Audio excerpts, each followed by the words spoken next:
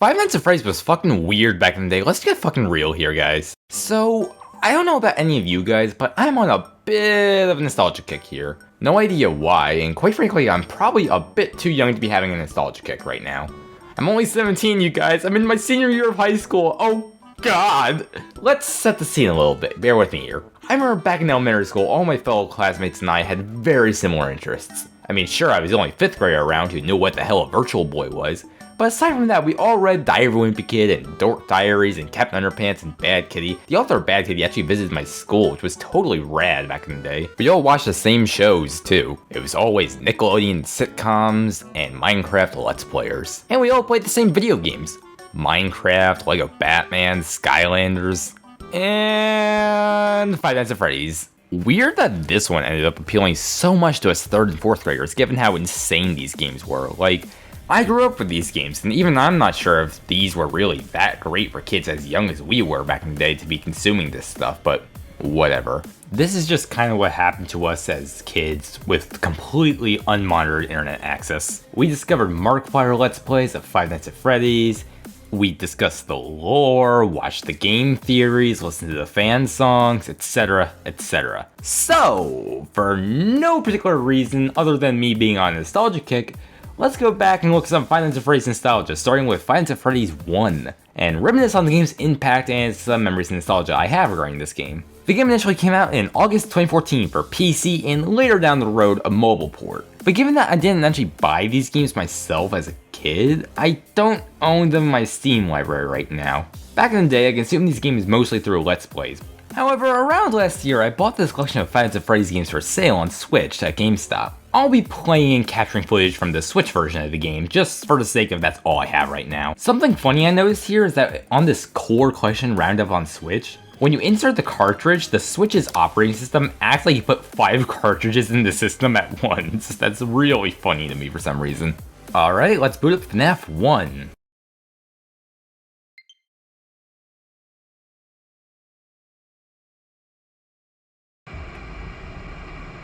Oof, been a while since I heard that. That iconic title screen and, music? Static? Or whatever. From what I can gather, I think this console port is like some remastered, improved version of the original game. This version has different options, languages, cheats, and on top of supporting the controller, as you would expect, you can plug in a USB mouse and it literally works just fine. Okay, mostly just fine. The mouse's sensitivity is really low on console, and I couldn't find any way to change it. Due to that, despite me yearning for the precision of a mouse, I played this one on controller. Now, do I really need to painstakingly explain each and every game mechanic and role in this game? I'm sure we all know it. May as well cover my bases, I guess. It'll open the door for some discussion at the very least. So, in Five Nights 1, you're the security guard working the night shift at a local pizza place akin to Chuck E. Cheese's. The animatronics do get a bit quirky at night, so it's your job to helplessly sit your ass in the office and keep watching animatronics to make sure they don't get into your office. You can check the cameras to make sure you know where the animatronics are at any point. And if and when the animatronics get near your office, you have 2 doors at your disposal to protect yourself. If the animatronics get into your office, they'll get into your face and scream at you, jump scaring you, woo. All of this sounds manageable, albeit a bit stressful. However, let's on to the fact that hey, everything is unlimited power. Checking the cameras, closing the door uses up power.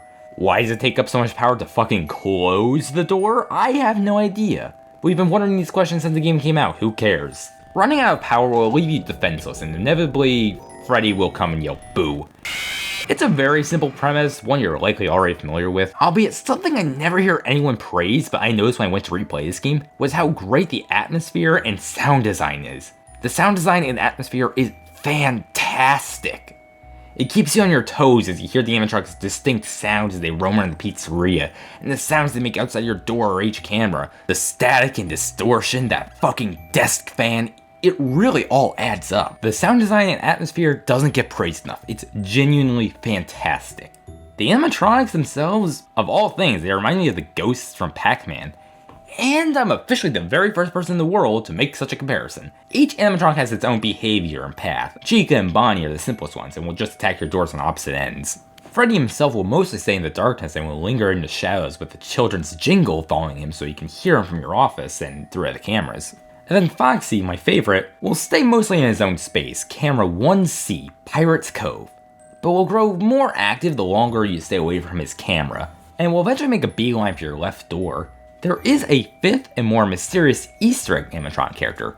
We all know him, Golden Freddy. He would just randomly appear in your office after a poster of Freddy would change to his picture. He'd just be limp and lifeless, and if you fixate on him too long, he'll jump scare you and originally would totally crash your game. There was also this Easter egg back in the day where the poster of Freddy would change it to one of Freddy ripping off his own head. I also remember rumors back in the day of secret animatronics that turned out to be total hoaxes. The one that sticks out the most to me being Sparky the dog. This hoax was way back in the day, like the earliest of early days for FNAF 1's popularity. Eventually, the creators of the hoax, Cody Bear and Engayan, I am so sorry for mispronouncing those names, declared the rumor to be fake on their own accord later down the line. Doesn't change the fact that I remember my friend in 3rd grade swearing to me that he had encountered Sparky the dog, and I totally believed him. What a fucking fool I was. Now this is a horror game, so the question I'm sure at least 3 of you are asking in your head, is this game very scary?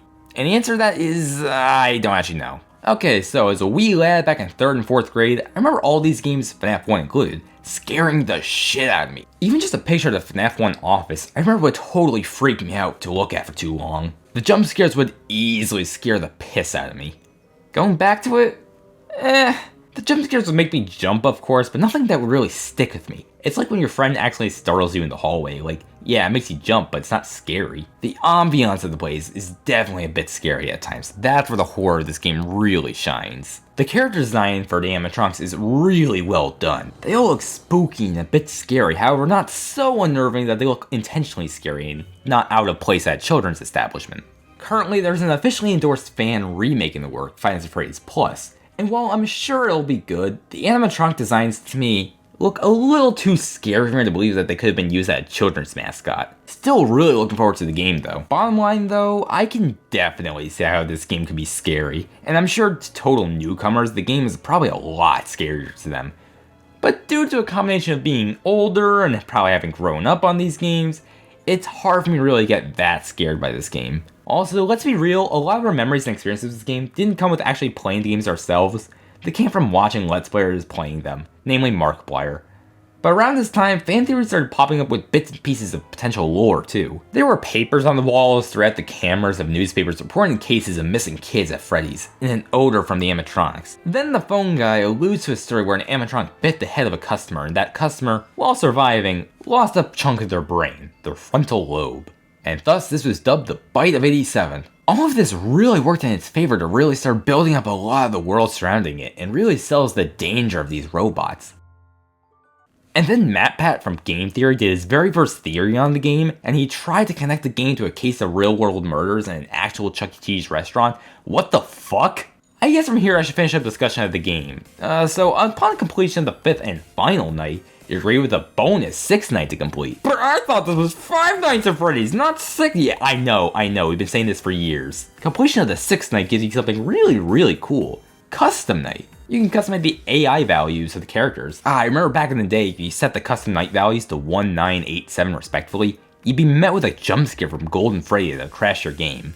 At least in the original PC release. On this weird switch port, just simply boots you back to the telescreen. Custom night is really cool, but famously, this led to the infamous 420 challenge, where you max out the values and try to get through the night. Initially, Scott Cawthon thought this was impossible. However, YouTube user Big Bug actually was the very first to complete it and proved it to be possible. For his reward, Scott Cawthon made an update to the game where if you complete 420 mode, you get a 3rd star on your title screen. I myself just used cheats to get through this night just to capture some footage, but man, look at the fucking radar on the camera! Look how insane the AI for this is. Oh my god. Bravo to the rare few who did it. And that's it for Five Nights at Freddy's 1. I mean, it's far from perfect, but for what it is, I think it did everything it set out to do very well. The game was allegedly made by Scott Cawthon in only a few short months, which is insanely impressive. This laid down the framework for what would become the cash cow it ended up being. So of course, only a few months later, that very same year in fact, we got a sequel. Five Nights at Freddy's 2, but that will have to wait till next time. So on that lovely note, thank you so much for tuning in, I hope you all have a lovely day, and I hope to see you next time.